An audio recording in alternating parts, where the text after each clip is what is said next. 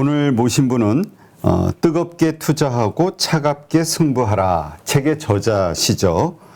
이태철 저자님을 모셨습니다. 예, 네, 안녕하세요. 반갑습니다. 네, 일단 1년 6개월 만에 2,490%의 수익을 얻으셨다 이렇게 나오는데 스토리를 보니까 되게 흥미로우세요. 일단 IMF 직후 1998년도에 한번 깡통 계좌 차셨고 2004년도에 또다시 실패를 하셨고 그 다음에 2008년에도 또 한번 실패하셨네요. 3번 깡통 계좌를 만드시고 2014년도에 이제 뭔가 깨닫고 공부를 시작하시면서 조금 전에 말씀드린 대로 누적 수익률은 2200배, 그 다음에 1년 6개월 동안 2490%의 수익을 얻었다. 네, 이런 내용인데, 일단 이야기 한번 해주시죠. 왜 그 3번의 깡통 계좌를 차고 나서 4번째 투자에서는 성공했는지, 어떤 차이가 있었는지. 예, 제가 이제 IMF 직후에 주식 투자를 시작했는데요. 당시에 이제 실패했던 이유 중에 하나가 그 남들 하니까 공부하지 않았고 전혀 책 한 번 읽지 않고 투자를 하게 됐어요. 그 내동매매라 하잖아요. 그 뭐 테마주라든가 누가 이제 이 종목 더 올라간다 그런 얘기를 하면 급등주 쫓아다니고 그러면서 이제 그 매수 가격에서 떨어지면 손절하고 그런 식의 행태 매매가 반복되다 보니까 결국에는 그 가지고 있는 계좌가 전부 다 그 잔고가 바닥나면서 첫 번째 주식 시장을 떠났고 2004년도 이제 제가 취업하고 나서 그 다시 주식을 시작할 때 당시도 마찬가지죠. 이제 그 막연히 남들도 다 그렇게 하고 있는 패턴이었거든요. 뭐 예를 들면 그 당시에 2004년도에 뭐 바이오주 뜬다 그러면 바이오주 쫓아다니고 그 당시에 뭐 재무제표라든가 네. 사업 보고서라든가 뭐 주식 관련된 책을 보거나 그렇게 해서 학습을 하면서 투자한 것도 아니었고 당연히 다들 그렇게 하는 줄 알았어요.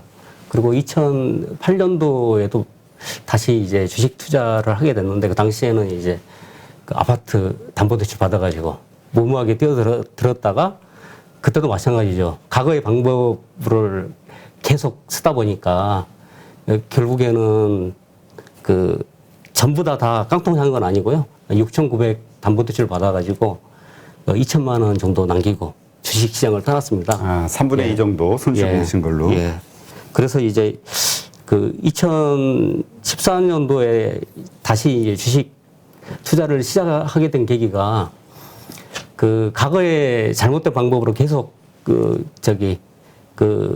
주식 투자를 했기 때문에 실패했다는 생각이 브랜드 들더라고요. 그래서 이제 만약 방법을 바꿔서 한번 투자해보면 공부를 하면서 하면 다르지 않을까. 그래서 뭐 기업 분석이라든가 그런 부분에 관심을 가지고 그 전환을 했어요. 그래서 마침 230만 원 정도가 이 비상금이 있었어요. 그래가지고 종목을 사서 기다렸더니 수익이 나더라고요. 그래서 그때부터 이 방법을 기업을 분석해서 시장 상황을 보면서 투자하게 되면 수익이 나지 않을까 그런 생각이 들었고 그에 따라서 이제 그 2015년도에는 뭐 예를 들면 2천만 원 대출 받고 3년치 이자를 빼놓고 그 다음에 1,000만 원 대출을 받아가지고 뭐 3년치 이자 빼고 좀씩 그 대출 금액을 늘리면서 또 이자 부담을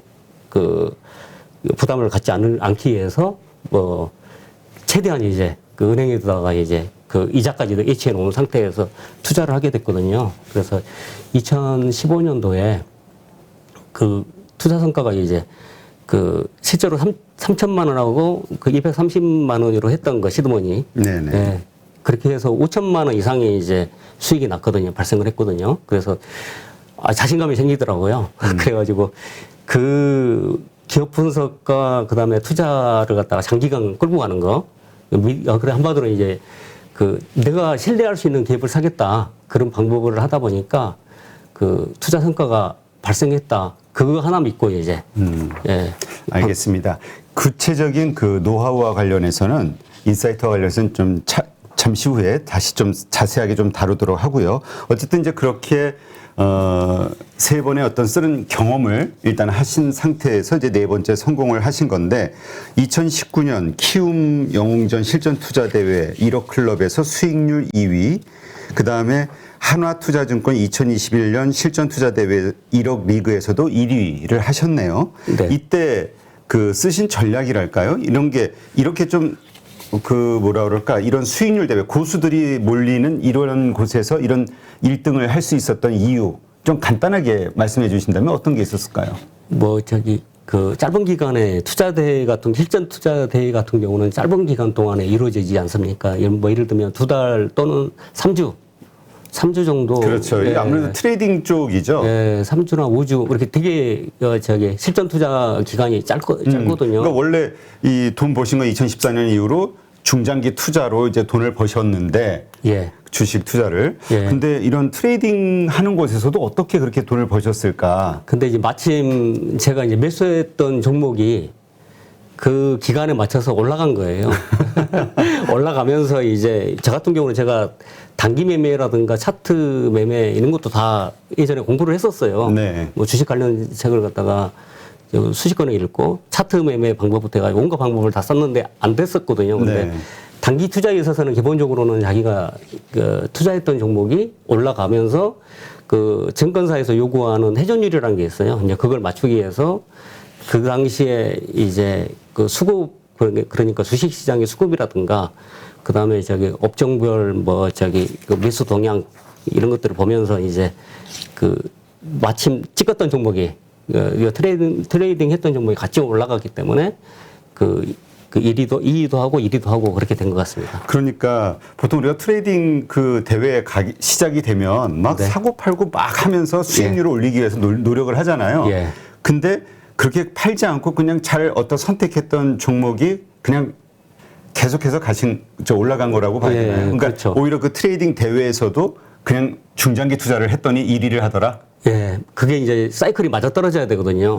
그래서 제가 이제 뭐 2019년 키움증권 투자대회 참석하고 그러면서 뭐 저기 예전부터 이제 그 높은 순위에 오른 분들도 그 스크린도 해보고 그랬는데 그 단타를 잘하시는 분들이 끊임없이 단타를 잘하시는 게 아니라 그분의 이제 바이오리듬이라든가 만약 선택했던 종목이 만약 안 맞아 떨어지게 되면 높은 수익을 못 내는 경우를 봤어요. 그래서 예를 들면 단기 투자에 있어서의 그 천부적인 재능을 가진 사람은 저는 없다. 단언할 시기와 우연이 잘 맞아야 된다. 네, 맞아 떨어진다고 생각을 합니다.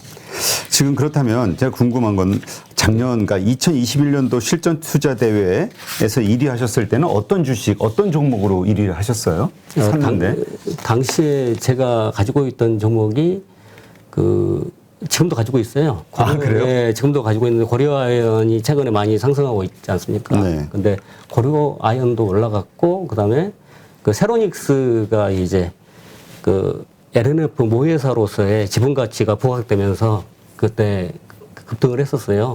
그래서 이제 그런 종목들이 올라가다 보니까 1등을 하셨는데, 예. 근데 그 종목을 그 이후에 판 것도 아니고 지금까지 계속 가지고 이제 있다. 세로닉스는 당시에 이제 정리를 했던 이유 중에 뭐냐면 제가 생각했던 목표가까지 왔기 때문에 매도를 했고 고려아연 같은 경우는 제가 생각하는 목표가가 따로 있기 때문에 매도를 하지 않았습니다. 그래요? 예. 알겠습니다. 어쨌건 중장기 투자의 어떤 기법 혹은 그런 개념을 가지고도 트레이딩 대회에서 우승을 할 수 있었다.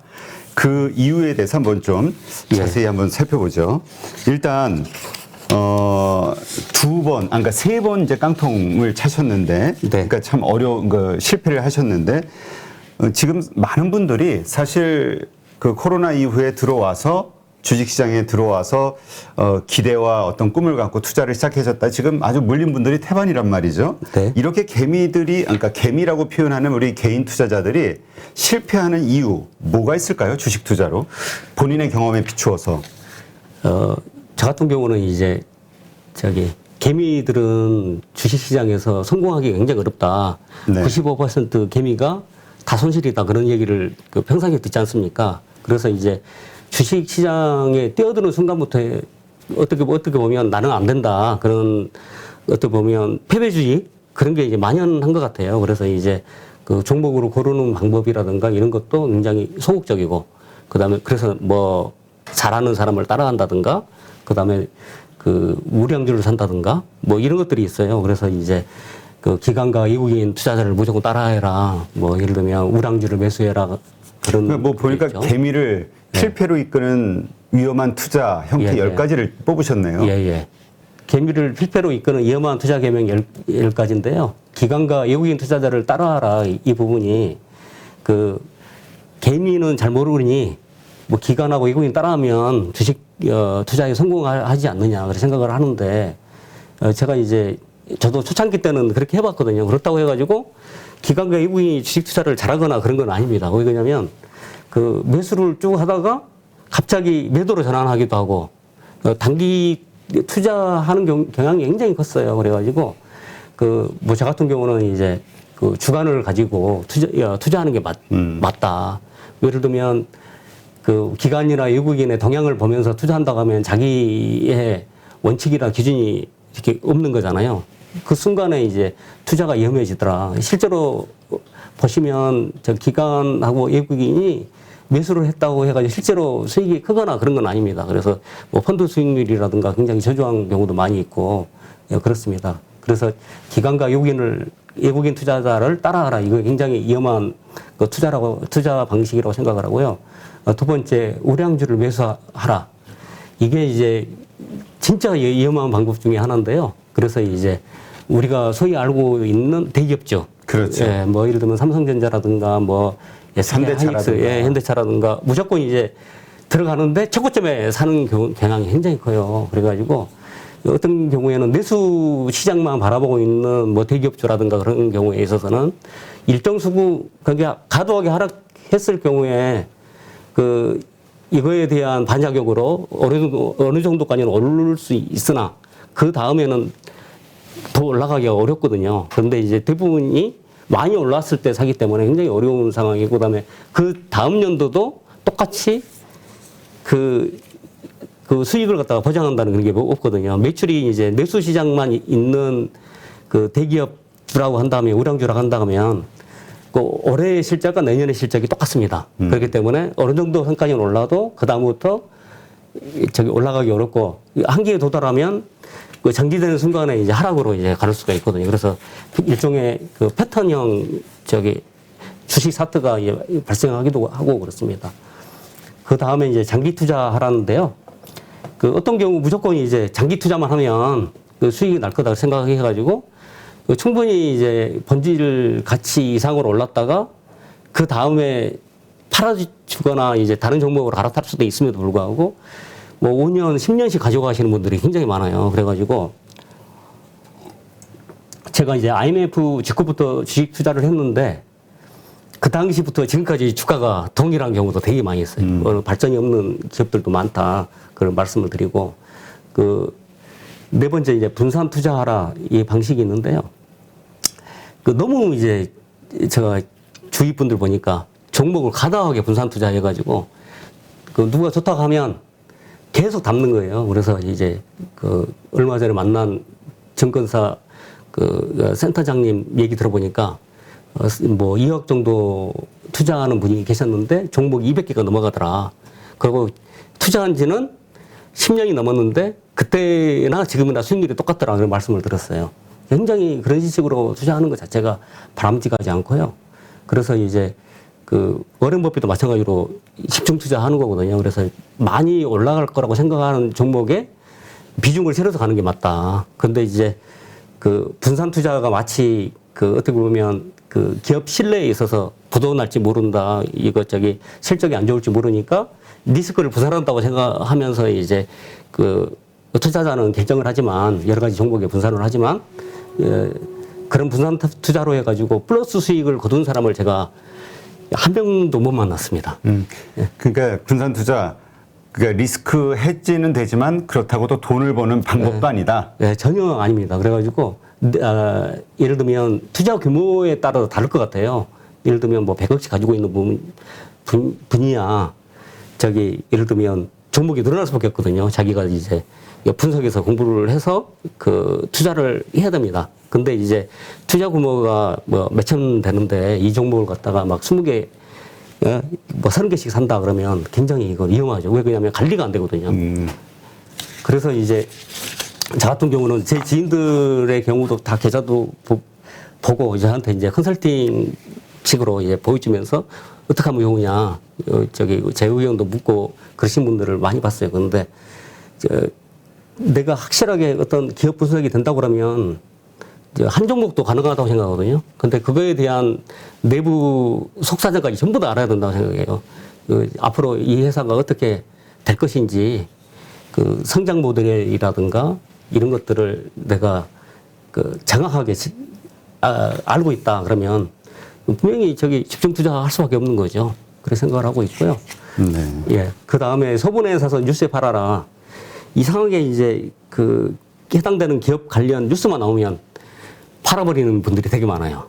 자동으로. 이게 굉장히. 그러니까 이제까지 지금 말씀하시는 게 이제까지 우리가 그냥 일반적인 상식처럼 예, 주식시장에서 투자자들이 가지고 있는 생각인데 이게 오히려 수익을 내는데 방해가 된다. 예, 엄청나게 위험한 이렇게 생각하시는군요. 방식이죠. 그래서 네. 이제 그 주가의 현 위치 있지 않습니까? 고점이냐 여러 가지 주식 상황에 뭐 그 따라서 다르게 적용을 해야 됨에도 불구하고 예를 들면 저기 저평가 상태에 있는 초저평가 상태인데 뉴스가 나왔다고 해가지고 바로 매도 버튼을 누르는 분들이 되게 많더라고요. 그래서 이제 뉴스의 정도에 따라서 대응을 해야 된다. 뭐 예를 들면 어떤 분은 공시만 나오면 수주 공시만 나오면 팔아버리는 분도 봤어요. 그래서 그 공시가 그 다음날도 나오고 그 며칠 있다 또 나오고 그럴 수도 있잖아요. 그래서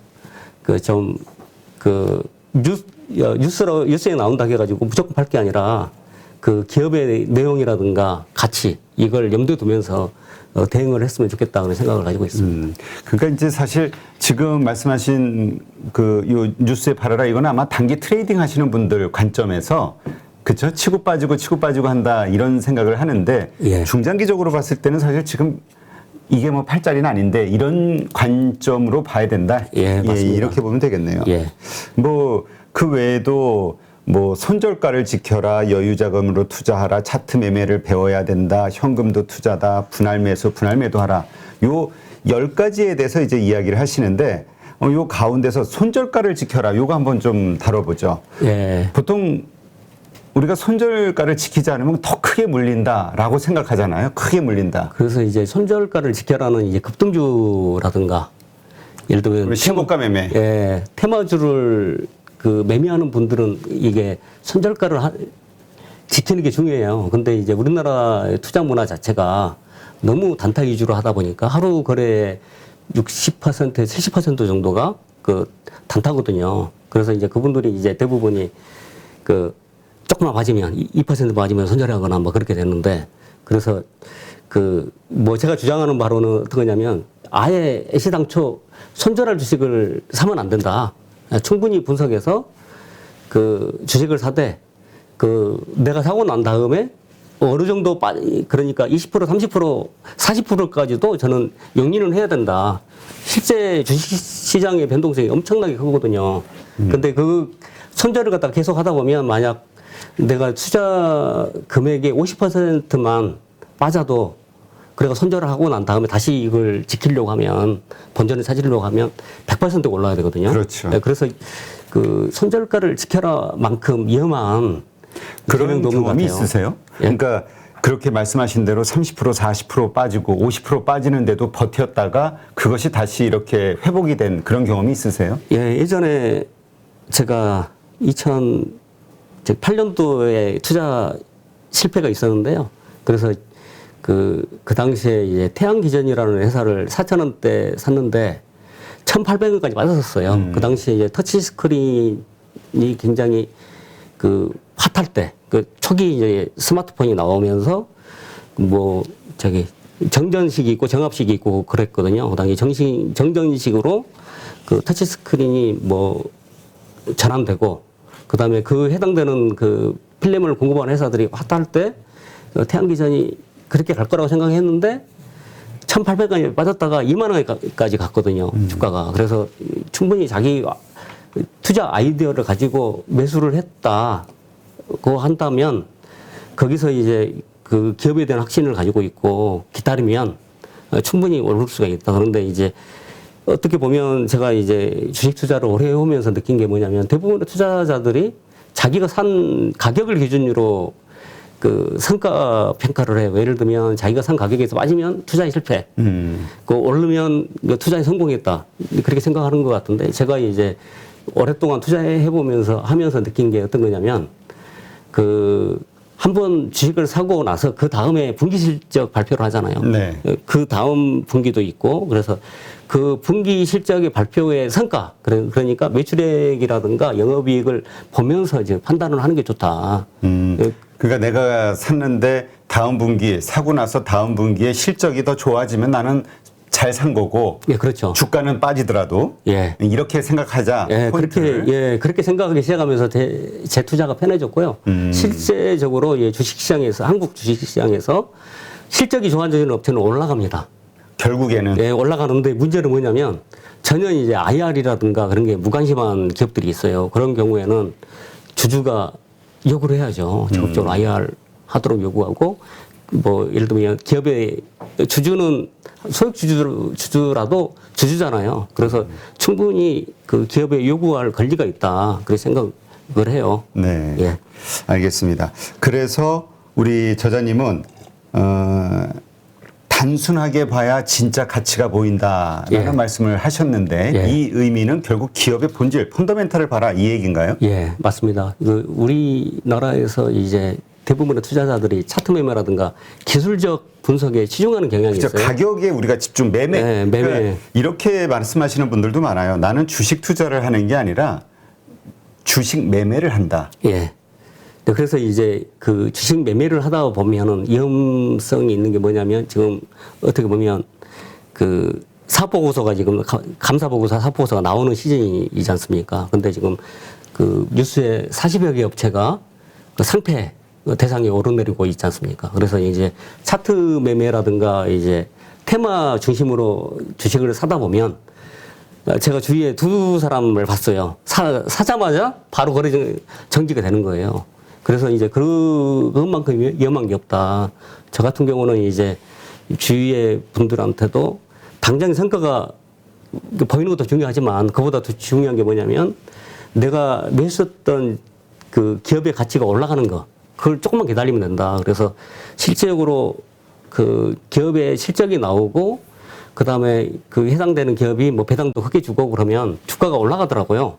그래서 그러면서 이제 만족감도 커지고 그 다음에 기업의 제가 주주 행동주의 관련해서 관심도 많고 그래서 소액 주주 모아서 해당되는 기업에다가 탄원서도 놓고 그렇게 해봤거든요. 근데 이제 그 우리나라 이제 주식 투자 문화에 있어서 너무 차익 모멘텀 투자 중심으로 이루어지다 보니까 그 같이 모아서 같이 활동을 하고 싶어도 그 참여하기 내가 그렇게 굉장히 오래 가지고 있을 생각이 없거든요. 예, 그렇죠. 결론 나올 때까지. 예, 그래서 너무 작게 그래서 분기 실적이 나오면 그 다음에 판단해도 되는데 주가가 떨어지면 바로 그 매도 버튼을 누르는 경향이 굉장히 커요.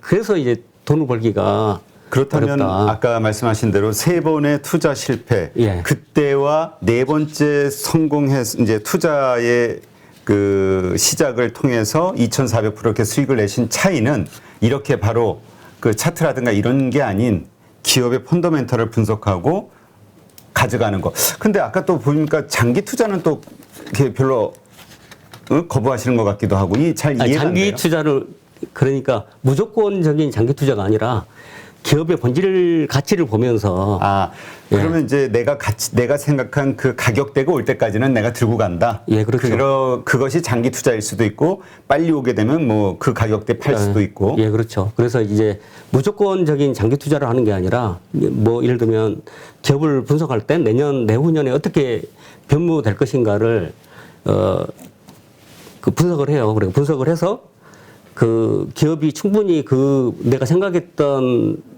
목표 가격에 간다고 생각이 들면 계속 홀딩해서 가는 거고, 워렌 버핏 말대로 10년 이상 보유한 회사를 만약 내가 찾았다면? 찾았다고 한다면 행복하죠. 그런데 이제 우리나라에서는 이제 그게 쉽지 않은 일이거든요. 그래서 일단은 그런 기업에 대해서 매수를 하되 모니터링 하면서 내 투자 아이디어가 훼손됐을 때, 그러니까 또 하나는 이제 목표가가 도달했을 때 그때 매도를 하되,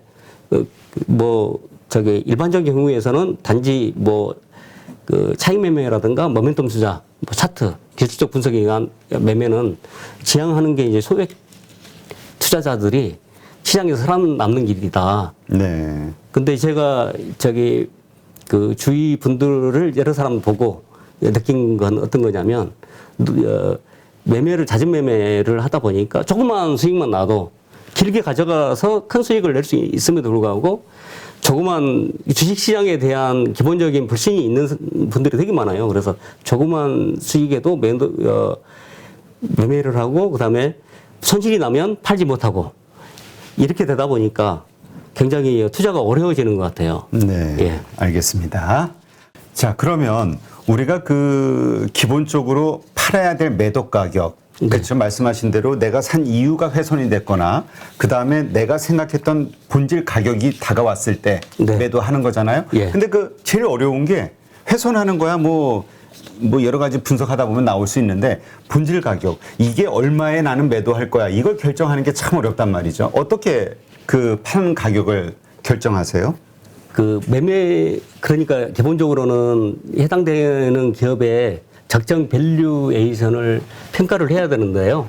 근데 거기 자체가 어렵지 않습니까? 그래서 시장에서 이제 기업의 가치를 평가하는 방법이 수십 가지가 되거든요. 그런데 그게 다 맞아떨어지거나 그런 건 아니에요. 수급에 의해서 해당되는 주가가 결정되기도 하고 그러기 때문에, 그래서 저희 경우에는 대략적으로 기업 단독으로 보기보다 업종 중심으로 이제 주가를 평가하려고 하고 있고요. 예를 들면 업종퍼가 10이다. 그리고 해당되는 기업이 예를 들면 영업이익이 70억이다. 그러면 700억이 돼야 된다. 이런 식으로 생각하는데, 내년에는 예를 들면 영업이익이 100억이다. 그러면 1000억. 근데 150억이다. 1500억. 이런 식으로 단순하게 생각해요. 그렇게 하는 게 접근 방법이 굉장히 빠르더라고요. 그래서 매출액과 그다음에 예상 영업이익을 생각을 하면서 투자를 결정을 하고, 그다음에 매도 가격도 결정을 하고 있어요. 그 예상 영업이익은 내년도 아니면은 2년 후, 3년 후 여러 가지가 있지 않습니까? 일단은 1년 후. 1년 후를 바라보고 이제 매매를 하고 1년 후 12월 결산 기준으로. 그래서 이제 제가 매매하는 종목은 기본적으로 내년, 내후년에 어떻게 실적이 달라질 것인가, 그 부분에 대해서 다 시뮬레이션 하고 난 다음에 매수를 하고 매도까지도 염두에 두면서 매매를 하고 있어요. 근데 매도와 관련해서 조금 더 질문을 드리면, 근데 또 기준 업종에 따라 어떤 경우는 예상 이익의 몇 배, 그러니까 PER 기준으로 10배가 적용되는 섹터 주식도 있고요. 8배인 경우도 있고, 섹터별로 다 틀리잖아요.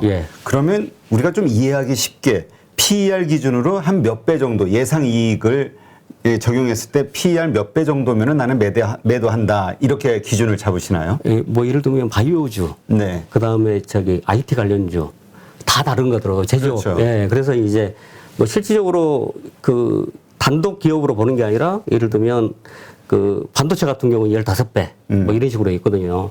예를 들면 섹터 평균 콘텐츠, 그걸 적용하고, 그다음에 HTS에 보면 나오잖아요. 다 나옵니다. 그래서 이제 그걸 기준으로 보되 해당되는 기업이 올해 매출과 영업이익이 어떻고 그 다음 연도에 어떻게 바뀔 것인가를 시뮬레이션을 해보는 거죠. 실제적으로 그렇게 하면서 이제 매매를 하고 있는데, 제 방법이 굉장히 편안하다, 그렇게 보시는 분들이 되게 많으시더라고요. 알겠습니다. 일단 그렇게 투자를 하시는 걸로 이해를 하고요. 근데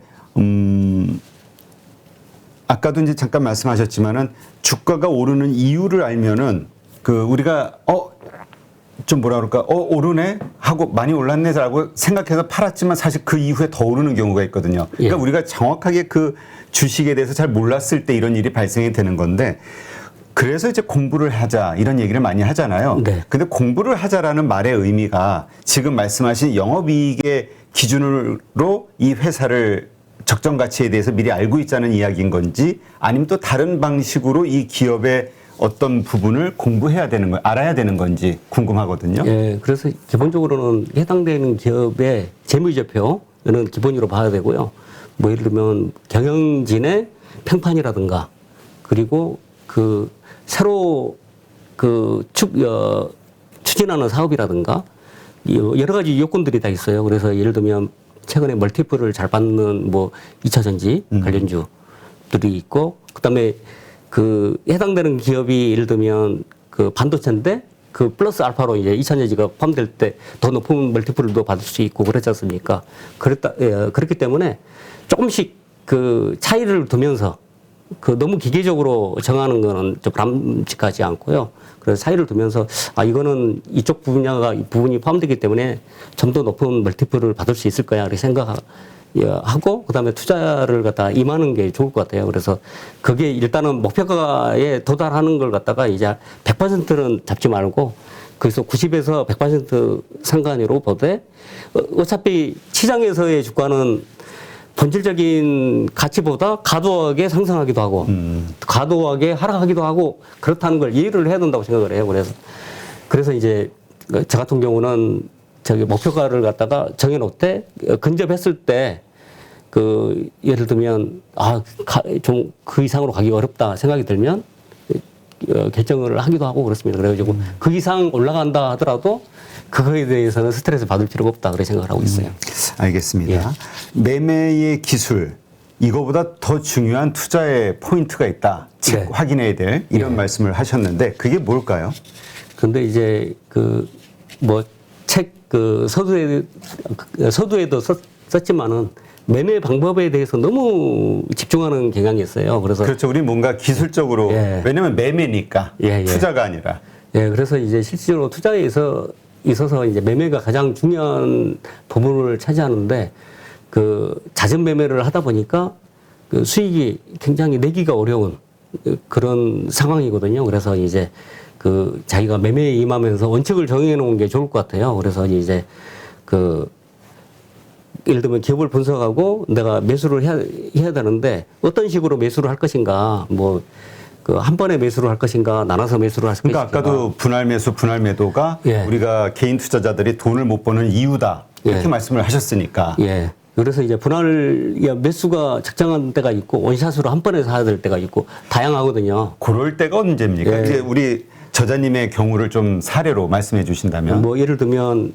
굉장히 저평가라고 돼 있고 그다음에 뭐 수급이라든가 이런 게 굉장히 원활한데 저평가 상태고 그다음에 그 주가가 이제 크게 올라갈 것으로 예상되는 시점이 임박했다. 그런데 이걸 분할 매수로 한다고 하면 답답한 일이잖아요. 계속 그렇죠. 주가가 5% 10% 올라가고 있는데 뭐 그런 경우에는 한 번에 이제 매수를 케이스별로 다르다. 그래서 이제 분할 매수 뭐 그 원샷 전량 매도 하기도 하고 그 다양하게 그때마다 상황에 따라서 매매 전략이 따로 있어야 되는데 기계적으로 뭐 주가의 위치라든 그런 상관없이 끝없이 분할 매도만 하는 분들이 있어요. 그러니까 결국은 내가 사고자 하는 이 주가가 바닥권이냐 아니면은 좀 고정권이냐 아니면 계산하기 애매한 상황이냐 이럴 때에 따라서 사는 전략이 다른 거군요. 저점일 때는 그냥 확 사버리자. 네, 그렇죠. 근데 그때 만약 확 사더라도 그 거래량이 얼마 안 되는데 확 살 수가 없잖아요. 그거 주가의 위치라든가 거래량을 보면서 거래량이 많아지면 올라간 거는 사실이에요. 바닥인 경우에. 근데 한 번에 사버리면 수급이 꼬이고 그럴 수도 있거든요. 그렇죠. 그래서 이제 보면서 매매를 갖다 시장 상황을 보면서 하는 게 좋은 저자님 실제 그 과거 경험을 좀 어떤 경우에 그런 식으로 어떤 주식을 확 샀는지 혹은 어떤 경우에 이렇게 좀 분할 매수를 했는지. 뭐 예를 들면 중소형주 경우에는 예를 들면 주가가 바닥이고 거래량이 그 거의 한 만주 하루에 뭐 3만 주, 4만 주 이런 경우에 제가 10만 주를 사버릴 수는 없는 거잖아요. 그렇죠. 그럴 때 조금씩 매일 매수를 해요. 그리고 이제 주가가 생각보다 빨리 급등했을 경우에는 급등하는데 거래량이 늘고 있잖아요. 거래량이 충분히 그 거래량이 이루어지고 있을 때 그때가 매도하기 굉장히 좋거든요. 그때는 한 번에 매도를 합니다. 그래서 이제 그때마다 좀 전략이 달라야 된다고 생각하고요. 너무 기계적으로 나는 분할 매수, 분할 매도만 할 거야. 이런 기미들이 너무 많으세요. 그래서 그 부분만 좀 지양을 하면 그러니까 이제 괜찮을 것 우리가 같습니다. 뭔가 하나 옳다라고 생각하는 게 있으면 그걸 꾸준히 밀려고 하는데 그게 아니라 이렇게 시장 상황에 맞춰서 유연하게 생각을 그러니까 예. 전략을 좀 이렇게 좀 바꿀 필요가 있다. 예, 맞습니다. 이걸로 이해가 되는데요. 예. 우리가 조금 쉽게 이야기 이렇게 그 혹시 가지고 있으신 경험 중에서 그렇게 해서 재미 본 수익을 낸 경우가 있다면 좀 설명해 주실 수 있나요? 저기 뭐 예전에 그 세로닉스라는 회사가 3,000원, 4,000원대 저도 매매를 하고 그랬었어요. 네. 근데 이제 그 제가 14,000원대 거래량이 굉장히 그 빈번하게 이루어지고 그럴 때 그 회사에 이제 그 투자를 결정하는데 며칠 고민하고 앞으로 괜찮아질 것 같더라고요. 그래서 14,000원대 매수를 결정해서 한쪽 계좌에 다 못 사기 때문에 여러 계좌에서 매수를 하고 그 당일날 그리고 그 3만 원대 이거 매도를 했거든요. 그래서 그것도 원샷 원킬로 이제 했던 경험이 있습니다. 알겠습니다. 예. 그러니까 우리가 이러한 어떤 내가 사고자 하는 주식의 현재 주가 밸류에이션 가치 예. 요거를 잘 계산을 하고 분할 매수 전략을 쓸 때와 원샷 예. 전략을 쓸 때 이 구분을 좀 해야 된다 이해가 됐고요. 근데 이제 지금 연준에서도 긴축 이야기가 나오고 있고 인플레이션이 정말 심각하잖아요. 뭐 네, 8%대, 맞습니다. 7%대 미국에. 그러다 보니까 주식시장 이제 떠나야 될 때 아니야? 이렇게 생각하는 분들 많거든요.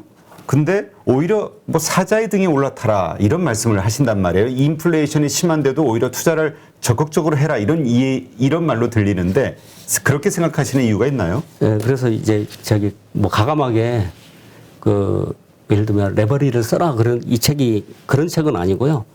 기본으로 투자라는 책이에요. 그래서 만약 분석이 돼서 뭐 인플레이션, 긴축 재정, 재정 확대 반대가 긴축 재정이잖아요. 뭐 금리가 인상되고 그렇기 때문에 뭐 예를 들면 그 투자의 리스크를 걸기보다 은행에다 맡기는 게 나을 수도 있는 거고 개인의 판단에 대해서 다릅니다. 그런데 이제 문제는 뭐냐면 진짜 좋은 기업을 만났을 때 예를 들면 올해보다 내년이 더 좋고 그 다음 연도가 좋다고 판단되는 기업이 있는데 저기 밸류를 갖다 평가해 보니까 100, 200, 300 커질 거가 생각이 들 때 그때는 가감하게 그 레버리지를 집중 투자도 할 수 있고 필요에 따라서는 이제 개인의 성향이죠. 그 따라서는 그 레버리지도 쓸 수 있다. 그렇게 일단 생각합니다. 레버리지는 좀 별개로 네. 차후에 다시 좀 이야기 나누는 걸로 하고 예. 그렇기 때문에 네.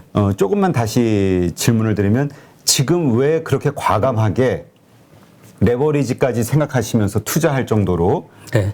해야 되는 시점이라고 생각하시는 건지 인플레이션 때문에 더 힘든데 사실 어떻게 보면 저기 우리 시장 물가는 저기 실제적으로 10% 20%까지 올라갈 수 있다는 생각이 그렇죠. 들거든요. 예를 들면 뭐 계란값 같은 경우는 예전에 4,000원이었는데 10,000원이 넘어가는 경우도 있고 그러지 않습니까? 그처럼 급격하게 자산의 인플레가 발생하는데 내가 자산 이제 가치 돈값은 떨어지니까 돈 가치는 떨어지고 있어요. 그래서 만약 내가 가지고 있거나 그냥 은행에다 맡겨놓는다고 해가지고 그게 이제 현상 유지가 되거나 그럴 게 아니거든요. 그래서 그 스마트하게 투자만 잘한다면 괜찮다고 생각하거든요. 예. 그러니까 돈 가치가 떨어지니까 이대로 돈을 가지고 있으면 안 된다. 자산으로 가지고 있자. 예. 근데 우리가 걱정하는 거는 인플레이션에 대한 이런 우려라든가 이런 것들 때문에 주가가 이제 급락하거나 이런 일들이 벌어지잖아요. 그걸 이제 두려워하는 건데 오히려 그냥 돈을 들고 있는 것보다도 더 손해를 볼까 봐. 예, 그렇죠. 이거 단기적인 어떻게 변동성이라는 그런 부분에 있어서는 위험이 요소가 분명히 있거든요. 없다고 한다고 그러면 이거는 말도 안 된다고 생각을 하고요. 근데 이제 예전에 미국에서도 금리가 인상되는 시기가 있었고 또 인하되는 시기가 있었고 그런데 지금까지 쭉 보면 주가는 우상향 돼 있었어요. 그 이유가 뭐냐면 결국 투자의 대상이 항상 있어야 되거든요. 근데 이제 주식 시장에 있어서 밸류에이션을 충분히 평가해서 분석해서 투자를 할 수가 있거든요. 아무 기업에 다 투자를 하라는 게 아니라 자기가 확신을 가지고 있고 그다음에 이 기업 성장성이 담보가 되는 그런 기업에 투자한다고 한다면 그 투자가 저는 가장 낫다. 은행에 놔두는 것보다 더 큰 수익률을 가져갈 수 있다 생각을 하고 있습니다. 근데 사실 작년에 퇴직하셨나요? 원래 이제 공무원으로 근무를 네. 하셨잖아요. 예. 작년에 퇴직하신 11월 달에 퇴직했어요. 11월 달. 그리고 이제 지금 이제 경영 컨설팅 회사 창업해서 운영을 하고 계시는데 네. 그러니까 이제 기업 경영 그냥 이 사업을 하시면서 그냥 틈틈이 투자하시는 거죠, 이제는? 과거에는 직장인 투자자셨고. 그래서 이제 사실 직장인도 마찬가지고 저도 이제 사업을 새로 이제 시작했기 때문에 굉장히 바쁘거든요. 주식 어떻게 보면 시세를 볼 시간이 없습니다. 그래서 이제 충분히 분석을 해서 투자하고 기다리면 내가 목표한 가격이 온다 그렇게 생각을 하고 있어요. 그래서 이제 전업 투자자가 실제로 많이 벌 것 같지만 계속 시세를 바라보고 있으면 그 파동 때문에 굉장히 피로감도 커지고 그다음에 그것 때문에 이제 수익을 갖다가 얻지 도리어 큰 수익을 얻지 못하는 경우 많다 경우가. 그러니까 지금 아까도 잠깐 언급하셨지만 230만 원, 그러니까 네 번째 주식 투자 할 때는 가장 적은 돈으로 시작하신 것 같아요. 230만 원 가지고 시작하셨으니까 2014년도에. 네. 근데 이제 어쨌건 지금 한 8년이라는 기간이죠. 7, 8년 동안 그 돈이 지금 50억 자산으로 불어났다. 이렇게 말씀하시는데 이게 이제 주식 투자로 계속 이렇게 불어난 거라고 봐야 되는 건가요? 예, 맞습니다. 근데 이제 중간에 제가 좋은 종목 만났을 때 은행 대출도 했었어요. 그러니까 레버리지를 쓰신 전략이 있는데 근데 우리가 레버리지는 상승작에서는 오케이 써볼 수 있어. 그리고 주가가 워낙 낮은 경우에는 그러나 그러니까 뭐 코로나 이후 그때 같은 경우 막 상승할 때는 쓸 수 있지만 지금은 안 되지 않나? 이런 생각하시는 분들이 있거든요. 위험하지 않나 이렇게. 지금 같은 경우는 쓰면 굉장히 곤란하죠. 그렇지만 운명과도 같은 기업을 만났다 그러면 쓸 수 있다고 생각해요. 근데 일단 자기의 이제 실력이라든가 예를 들면 기업에 대한 분석이라든가 그런 게 전혀 안 되는 상태에서 무모하게 쓰면 위험하죠. 대기업 관련이라고 해가지고 무조건 사거나 아니면 누가 이 회사가 무슨 외국 기업하고 M&A가 있어 이런 식으로 그 소문에 의해서 투자를 결정하나 그런 게 아니라 완벽하게 그 해당되는 기업의 비즈니스를 이해를 해서 매수를 한다고 하면 가능하다고 생각해요.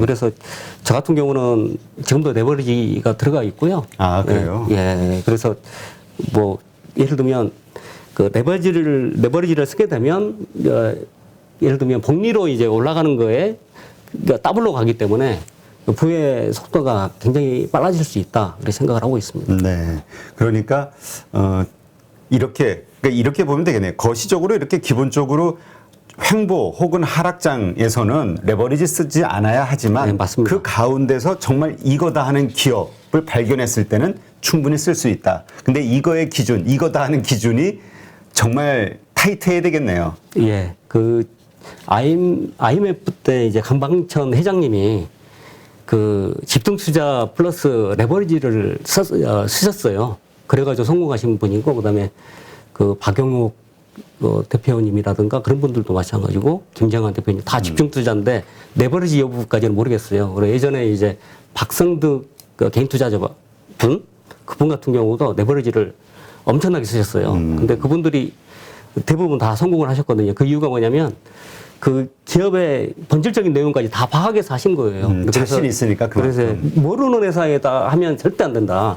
내가 해당되는 기업에 대해서 정확하게 분석이 되고 내가 이해가 됐을 때 레버리지를 쓸 수 있다. 그래서 이제 워런 버핏 같은 경우는 집중 투자, 분산 투자 얘기하면서 분산 투자는 무지의 소산이다까지 얘기를 하지 않습니까? 그래서 내가 알고 있다면 집중 투자를 한다. 그거 레버리지의 경우에는 너무나도 이게 회사가 명확하게 발전하고 성장하고 확대될 걸 알고 있는데 어느 누구라도 마찬가지일 거예요. 거기다 레버리지까지 쓴다고 하면 엄청나게 빨리 이제 부자가 될 수 있는 기회이니까요. 그래서 실질적으로 워런 버핏도 레버리지를 쓰고 있어요. 버크셔 해서의 자회사로 보험사들이 있지 않습니까? 그렇죠. 그 보험사에서 예. 현금이 계속 들어오죠. 예, 그래서 이제 그걸 플로트라고 하더라고요. 그걸 활용해서 레버리지를 쓰고 있고요. 그 다음에 그 레버리지 그 자체가 이제 모르는 상태에서 기업 분석이 안 되는 상태에서 막연하게 이 회사의 차트라든가 이런 걸 기술적 분석을 통해서 한다 그러면 절대 안 됩니다. 그 그렇죠. 위험한 방법이고. 그래서 실질적으로 이 회사의 기업의 내용을 속속들이 알고 있을 때만 예, 내부 통제가 안 돼서 최근에는 거리정지 되는 경우도 많지 않습니까? 그렇죠. 예, 그런 경우를 다 살펴서 내가 100%다 자신 있는 경우에만 써야 된다. 이렇게 네. 생각하고 있습니다. 알겠습니다. 그러니까 이것도 마찬가지로 우리가 레버리지 하면은 무조건 독이야.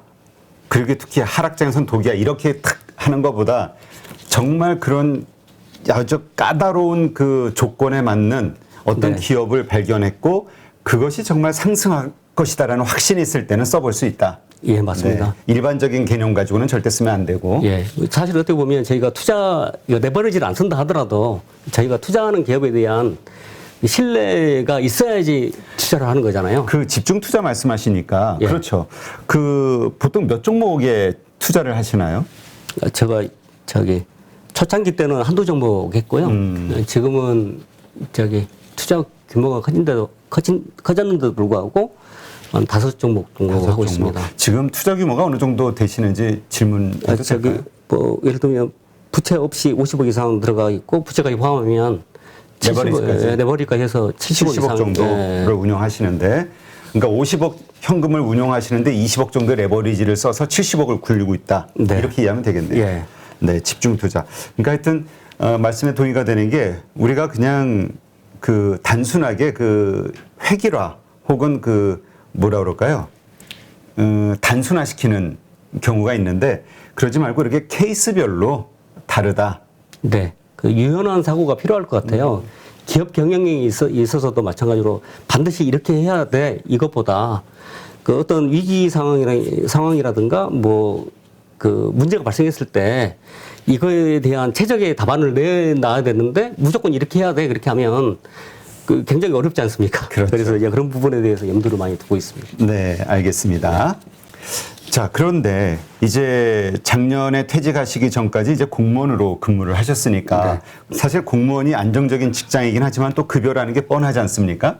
근데 네. 깡통을 그렇게 한 번 실패하고 두 번 실패하고 세 번째 투자까지 실패했을 때 그 사모님께서 상당히 속상하셨을 것 같아요. 가족들이. 그리고 또 충격도 많이 받으셨을 것 같고. 네. 그 실패하셨을 때 다시는 주식하지 말아야지 이런 생각 안 하시나요? 그때 했죠. 근데 왜 또 다시 하게 되죠?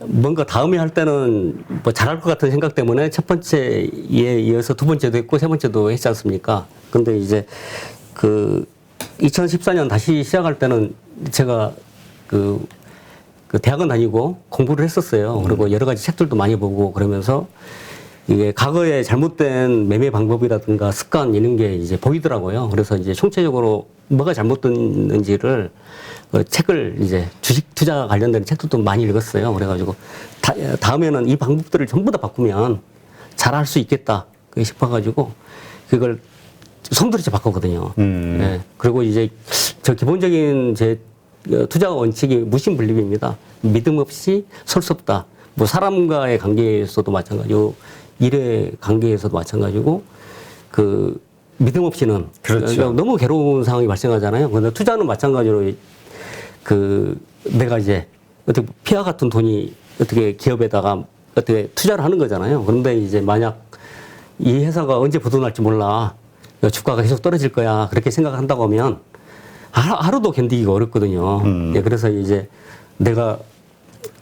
제가 이제 투자하는 종목을 갖다가 선정할 때는 믿을 수 있는 기업, 앞으로 어떻게 될 건지를 갖다가 충분히 시뮬레이션 해보고 나서 투자를 집행하고 실제로 이제 제 생각대로 주가가 이제 올라가더라고요. 그래서 그것 때문에 성과가 좋았던 것 같습니다. 근데 두 번째, 세 번째 시작하실 때에도 나름대로 변화의 어떤 그 각오라든가 이런 어떤 변화한 상태에서 시작하신 거 아닌가요? 아니요, 근데 아니었어요. 네 번째가 성공하고 두 번째, 세 번째는 그런 게 없었어요. 네, 그런 거 없었어요. 그러니까 근데 실패할 수밖에 없었다. 예, 제가 이제 기업 CEO 분들에 대한 공부도 많이 했거든요. 근데 이제 뭐 그 성공하는 CEO가 계속 성공을 하고 그다음에 실패하는 CEO가 계속 실패를 합니다. 근데 과거가 똑같은 방법을 쓰면 또 실패하거든요. 그래 근본적인 방법을 개선을 해야지. 맞아요. 예. 그러니까 저도 그런 생각을 좀 가끔 하는데요. 우리가 뭐 일을 할 때 있어서나 혹은 이런 투자 세계에서나 뭔가 좋지 않은 결과가 나왔을 때는 주변 환경 탓을 많이 하거든요. 네. 근데 사실은 모든 거는 나에게 있는 거잖아요. 네, 내가 그렇죠. 먼저 변화해야 예. 그 다음에 주변을 바꿀 수 있는 거고 예. 목표라든가 어떤 뭐 성장할 수 있는 또 시작이 될 수 있는 거고 그러니까 나의 약점이 뭘까 내가 어떻게 좋은 쪽으로 변화해야 될까 이걸 좀 고민해야 될 것 같은데 그런 면에서 뭐 우리 그 뭐라 그럴까요 고수들의 멘탈을 우리가 장착해야 될 필요가 있다 이런 말씀을 책에서 자주 하셨단 말이죠. 예, 예. 이게 어떤 의미일까요? 그래서 이제 실질적으로 그 어린 버핏이라든가 위대한 투자자들이 생각하는 것은 이제 시장의 변동성이라든가 이거에 따라서 흔들리거나 그런 투자관을 갖는 게 아니라 본질적으로 기업에 대한 뭐 펀다멘털을 갖다가 믿는다고 하면 계속 끌고 가지 않습니까? 그렇죠. 예. 그처럼 이제 그 위대한 투자자들이 쓴 책이라든가 그런 걸 읽으면서 뭐 예를 들면 요즘같이 장이 안 좋을 때는 만약 그 책을 읽으면서 위안을 얻고 나도 그렇게 될 수 있을 거야. 이게 굉장히 도움이 될 거라고 생각을 해요. 그래서 그 사실 어떻게 보면 조막성이라고 개미들을 그 어떻게 보면 이제 조그만 파동에도 위험하고 그다음에 매도 버튼을 누르거든요. 불안하니까 더 떨어질까 봐. 예, 그래서 이제 실질적으로는 이제 그 개인 투자자가 이제 힘든 이유가 뭐냐면 소중한 돈이기 때문에 더 가치가 떨어질까 봐. 그렇죠. 예, 떨어지게 되면 이게 어떻게 보면 가족이 생기가 달려 있고 그렇지 않습니까? 그래서 자기 자신도 모르게 매도 버튼을 누르게 되거나 그렇지 않습니까? 그런 경향이 있거든요. 그래서 그렇지 않으려고 한다고 그러면 그 수많은 고수들의 책을 읽으면서 그 멘탈을 유지하는 게 필요할 거라고 생각이 듭니다. 그러니까 예. 우리가 이 멘탈, 우리가 이제 주식 투자할 때 이건 심리 게임이다. 뭐 이런 네. 얘기도 있고요. 예. 멘탈이라는 게 결국은 이 변동성을 이기는 거잖아요. 내가 네. 들고 있는 주식에 대한 확신이 있다 하더라도 주가가 확 30% 40%씩 떨어지면 의심이 가게 되고 아이고 더 떨어지기 전에 팔자. 이러한 그 멘탈을 관리하는 데 있어서의 그 우리 고수들의 그 방법을 그다음에 그들의 태도를 배우자. 네, 이걸로 맞습니다. 이해하면 될까요? 네, 맞습니다. 그러면 그런 멘탈 부분 말고 실질적으로 어떤 주식을 선택하고 또 믿음을 가지고 끌고 가는 면에 있어서의 우리가 배울 수 있는 방법 이런 건 뭐가 있을까요? 그러니까 어떤 기업에 투자하는 게 좋을까요? 그 종목을 고르는 데 있어서 그 가장 중요한 게 뭐냐면 그 앞으로 이제 그 성장하는 기업인데 그걸 어떻게 찾을 거냐 그러면 저희가 뭐 바텀업 방식이 있고 탑다운 방식이 있고 그렇지 않습니까? 그렇죠. 예, 그래서 제가 봤을 때는 산업 사이클을 중점적으로 보되 거기서 이제 그 내부에 있는 기업들 밸류 체인을 하나하나 뜯어보면서 찾아보는 게 좋을 것 같아요. 그래서 실질적으로 이제 해당되는 기업의 그 비즈니스 모델들을 하나하나 살펴보고 재무제표를 보고 그다음에 업사이드가 큰 걸 우선적으로 선택을 하면 업사이드라는 건 얼마나 오를 수 있을까 예, 기대감을 맞습니다. 가질 수 있는. 예, 맞습니다. 그래서 그 나름대로의 자기만의 기준을 가지고 선택하는 게 좋을 것 근데 같아요. 업사이드에 대한 기대감을 갖는다는 게 좀 되게 애매모호하거든요. 왜냐하면 이게 모르잖아요, 우리가. 지금 주가는 뭐 PER 8배, 10배. 근데 내가 이게 앞으로 얼마가 오를 수 있을까? 그 업사이드를 계산하는 방식 예. 어떤 게 있을까요? 뭐 예를 들면 작년에 그 삼성 폴더블 폰이 800만 대가 생산이 됐고 네. 그다음에 2022년도에 1,800만 대가 생산이 될 거다. 그런 뉴스가 있다라면 그걸 기준으로 그 밸류 체인들의 그 기업들을 하나하나 이제 계산을 해보는 거예요, 나름대로. 정확하게 갈 수는 없다 하더라도 어느 정도 예상이 되거든요. 그래서 이제 그 다음 연도에는 예를 들면 폴더블 폰이 어느 정도 생산할 건가, 그까지 보면서 가면 괜찮을 것 같습니다. 네. 그렇다면 그 고러한 방식으로 이렇게 네. 선택하셨던 주식 지금 들고 있지 않은 거, 그러니까 과거. 왜냐면 또 지금 또 들으시는 분들이 착각하고 오해하고 또 그거 따라 살 수 있으니까 과거에 이런 비슷한 경험이 있으시다면 좀 한번 사례로 설명해 주시죠.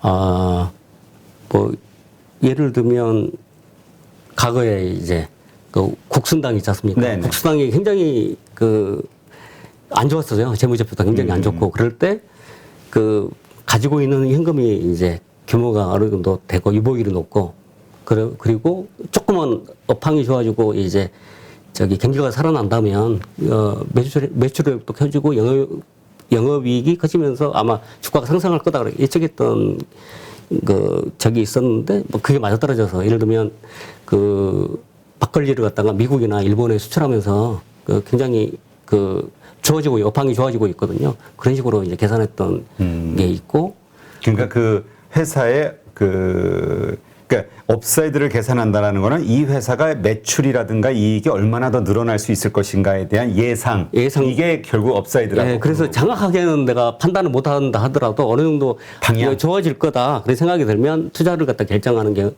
저기 있고요. 뭐 예를 들면 근데 아까 말씀하셨듯이 이것도 1년 후에 영업 실적 이득 예, 이런 맞습니다. 거에 집중하시는 건가요? 2, 3년 후가 아니라? 예, 뭐 2년, 3년까지 내다볼 수도 있는 거고, 그 다음에 거기서 이제 하고 있는 비즈니스들 하나하나 뜯어보고, 그 다음에 배당도 얼마 주고 뭐 있기 때문에 여기 이 이상은 내려가지 않을 거다.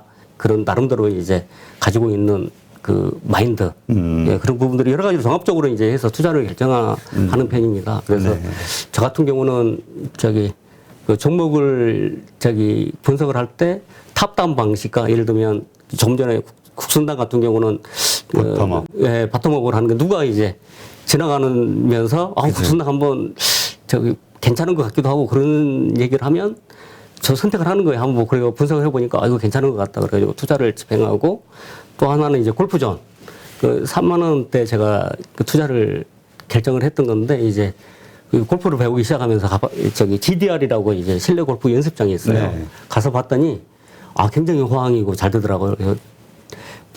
그래서 이제 우리가 코로나 때문에 해외를 못 나갔잖아요. 네. 그래서 이제 국내에 있는 요 골프장 수요부터 해가지고 골프 인구가 늘어날 거다. 그리고 골프 연습장에 그 들어오는 이제 고객들이 굉장히 많이 늘어나더라고요. 그런데 제 예상이 맞아떨어져서 이제 그러니까 우리 그 피델리티 방식이잖아요. 그 생활 속에서 투자할 기회를 찾자. 뭐 이런 비슷하네요. 예, 그래서 이제 그 두 가지 방식으로 탑다운 방식으로 바라보거나 아니면 바텀업 방식으로 이제 저기 해당되는 기업을 분석하거나 예, 그렇게 하는데 전부 다 분석할 수는 없고 어쩌다가 들은 얘기라든가 제 눈으로 확인했던 걸 갖다가 그렇게 저기 그 어느 정도 이제 성과가 있다고 판단이 들면 가감하게 그 투자를 결정하는 하고 있습니다. 그렇군요.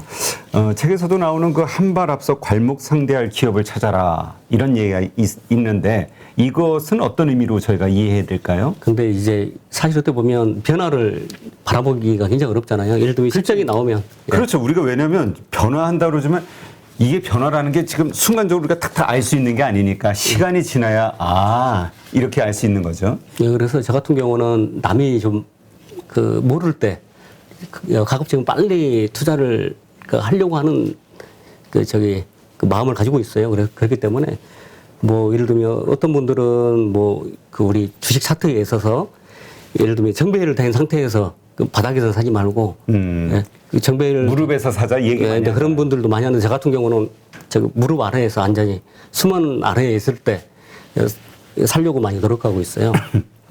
그래서 이제 그런 기업을 그렇게 생각해서 사는데도 불구하고 더 빠지기도 하고 그렇거든요. 그렇죠. 예, 그래서 제가 이제 충분히 분석을 해서 그 투자를 결정하고 그 기업에 대한 신뢰를 가지고 있다면 결국 오르더라고요. 근데 이제 올라가면서 그 기업이 해당되는 기업이 IR이라든가 충분히 이제 주주가치 제고를 위한 그 활동들을 해줘야지 주가가 오르잖아요. 그렇죠. 뭐 예를 들면 뭐 기관이라든가 그런 데서 관심을 가지면 더 빨리 올라갑니다. 그래서 어떤 경우에는 기업들이 굉장히 주가가 오르는 데는 부가시한 기업들도 되게 많아요. 그러면 그런 경우에는 적극적으로 그 기업에 요구도 하고 그래야 된다고 생각하거든요. 예. 그러니까 이 말이군요. 괜찮은 기업을 찾았다고 하면은 네. 그 기업에 우리가 보통 이제 여러 가지 무슨 그 확인하고 뭐 실적을 확인하고 사자 아니면은 바닥 찍는 거를 확인하고 사자 차트상 이런저런 이야기가 있는데 그게 아니라 먼저 한 발 앞서서 예. 사려고 예. 해야 된다. 예, 그래야지 예를 들면 굉장히 시장 상황이 좋고 그럴 때 그때 꿈을 수도 있거든요. 그렇죠. 예를 들면 저기 주식 투자 같은 경우는 그 미래를 보고 이제 주가가 움직여요. 그렇기 때문에 올해 그러니까 작년하고 올해 굉장히 좋았다 해가지고 내년에 안 좋을 수도 있는 거고 그렇지 않습니까? 그래서 뭐 이왕이면 예견을 많이 하려고 그러고 주가가 바닥인 종목 많이 올랐던 종목은 예를 들면 본질적인 가치가 100이다 그러면 70까지 갔다가 떨어지기도 하고 그렇습니다. 그래서 네. 그 나머지를 바라보기보다 아예 이 평가를 못 받고 있을 때 샀다가 그 다음에 많이 오른 다음에 한 70 정도만 돼도 매도를 결정하려고 생각하고 있어요. 네. 그래야지 리스크가 적거든요. 왜냐 레버리지를 쓸 때는 그 어떻게 보면 위험하죠. 굉장히 위험하잖아요. 그러니까 이런 질문을 또 하나 드리고 싶은 게 아까 이제 우리 그 고수들 예. 그다음에 정말 위대한 투자자들의 멘탈을 배우려고 노력하자 이런 얘기 하셨잖아요. 네. 근데 그 멘탈이라는 거는 잘 오르고 있을 때는 뭐 굳이 배울 필요가 없단 말이에요. 그렇게 지금 말씀하신 대로 해서 샀는데 이게 잡은 게 이게 우리 떨어지는 칼날을 손으로 잡으면 다친다 이러잖아요. 예. 더 떨어져. 불안하잖아요. 예. 이럴 때 어떻게 그 멘탈을 극복하셨나요?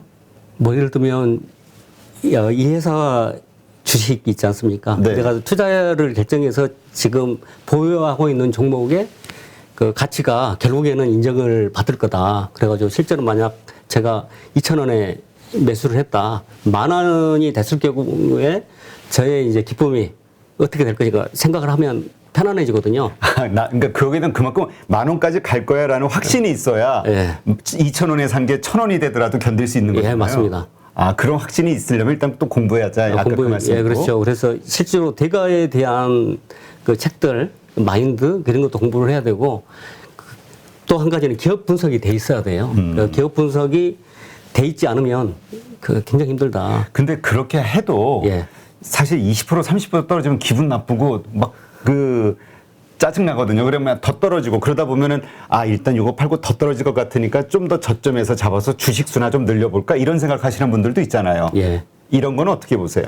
저 같은 경우는 그게 이제 바람직하지 않다고 생각하고요. 그래서 이유는? 이제 왜 그러냐면 매도를 결정하고 나면 그 멘탈을 흔들려가지고 이 종목 보기 싫거든요. 맞아. 예. 한번 그렇게 손실 본 종목은 쳐다보기도 싫다고 하시는 분들이 많더라고요. 예, 그래서 저 같은 경우는 이왕이면 한번 결정했으면 기다리는 편이고 그다음에 주가가 올라가면서 곧바로 쭉 올라가는 게 아니라 조정을 거치면서 계속 올라가요. 그렇죠. 그래서 이제 계속 기다립니다. 목표 가격 올 때까지 조정을 받는다 하더라도 한번 결정했으면 계속 길게 가져간다. 그래야지 수익을 극대화할 수 있다. 그렇게 말씀드렸습니다. 근데 지금 말씀하신 대로 그런 멘탈을 유지하면서 이렇게 가는 것도 보통 우리가 모든 거에는 유통기한이라는 게 있지 않습니까?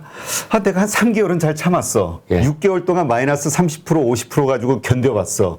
근데 주변의 주식들은 막 펑펑 올라가고 내 거는 계속 마이너스 30, 40, 50 이런 시간이 길어지면 예. 멘탈이 또 흔들리잖아요. 예. 그리고 결국에는 이거 내가 잘못 산 거 아니야? 라고 인정할 수밖에 없는 때도 있지 않나요? 그런 때는 언제라고 생각하세요? 제가 이제 그런 경우를 마음이야 그렇게 들 수 있죠. 다시 한번 내가 분석이 했던 게 잘못됐나 확인하는 과정이 필요하다고 생각하고요. 그래서 이제 실제로 그 기업을 투자하게 된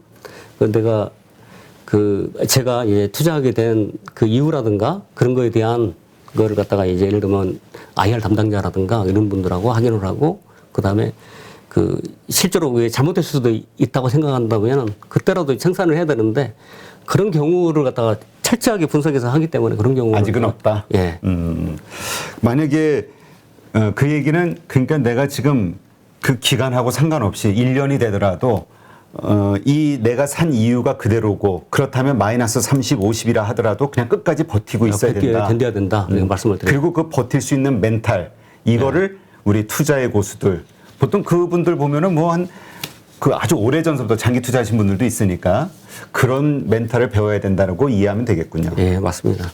네. 그래서 제가 이제 말씀드리고 싶은 게 뭐냐면 너무 자기가 산 가격에서 떨어지면 내가 투자가 실패했다 그렇게 생각하는 그렇죠. 건데 실패했다고 보죠. 예, 보통. 그런 마인드가 아니라 그 회사의 실적이 나오지 않습니까? 분기로 나오지 않습니까? 그걸 기다려서 판단을 하시면 좋을 것 같아요. 네. 네. 그 말씀하시니까 저 개그맨 고혜성 씨가 떠오르는데 예. 저희 방송 나와가지고 그 얘기하더라고. 자기가 산 주식 절대 안 팔고 내가 실패 인정하는 거는 90, 100세 돼가지고 죽을 때 내가 잘못 샀나 봐. 그 한마디 하겠다고 그러더라고요. 예, 그래서 이제 개인 투자자들이 실패하는 이유 중에 하나가 너무 급등했던 종목.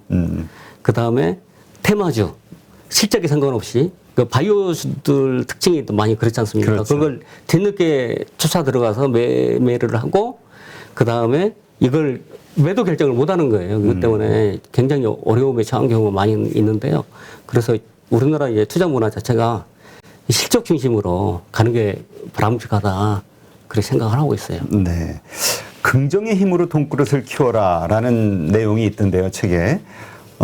이 돈그릇을 어떻게 키울 수 있을까요?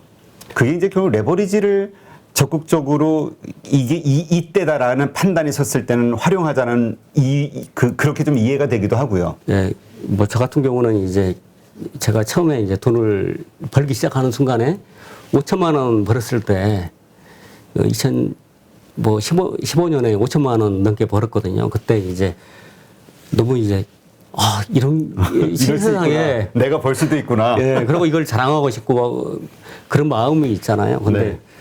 이걸 이제 마음가짐을 달려야 되겠다. 예, 그래서 그걸 멘탈을 갖다 잡고 그 다음에 흔들리지 않는. 그래서 2015년, 16년, 17년 한 번 실패를 했어요.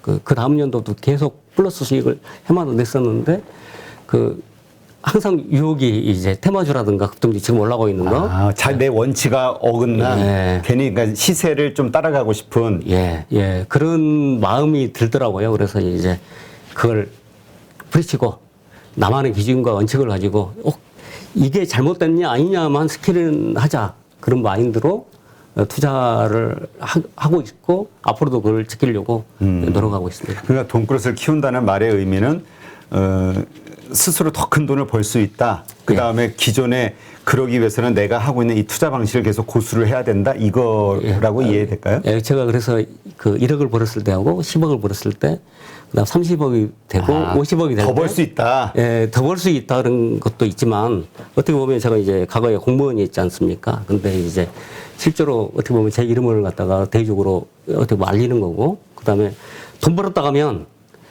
좋은 게 없거든요. 맞아요. 도와달라고 여기저기서 연락 오고. 예. 근데 실제로 이제 그래서 제 그 사이즈가 얼마나 될까 그런 생각도 많이 했고, 그다음에 제가 이제 투자를 하면서 제 주위에 있는 분들 같은 부서에서 근무하는 분에게도 투자도 권유하고 그랬는데, 어떤 분은 뭐 예를 들면 우리나라 투자 문화 자체가 이제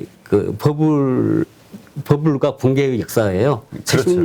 70년대 이제 건설주부터 해가지고 80년대 금융주, 90년대 IMF와 그 다음에 뭐 IT 버블, 붕괴 계속해서 그러다 보니까 대부분의 이제 가정에 한 명씩 주식 투자 실패하거나 뭐 안 좋은 경험들이 주식하면 망한다. 이런 이미지가 확 있죠. 노름과 도박. 우리 투자 문화 자체가 단타를 유도하는 거예요. 그러다 보니까 부모가 자식한테 이제 하는 얘기가 너 절대 주식 투자하지 말아라.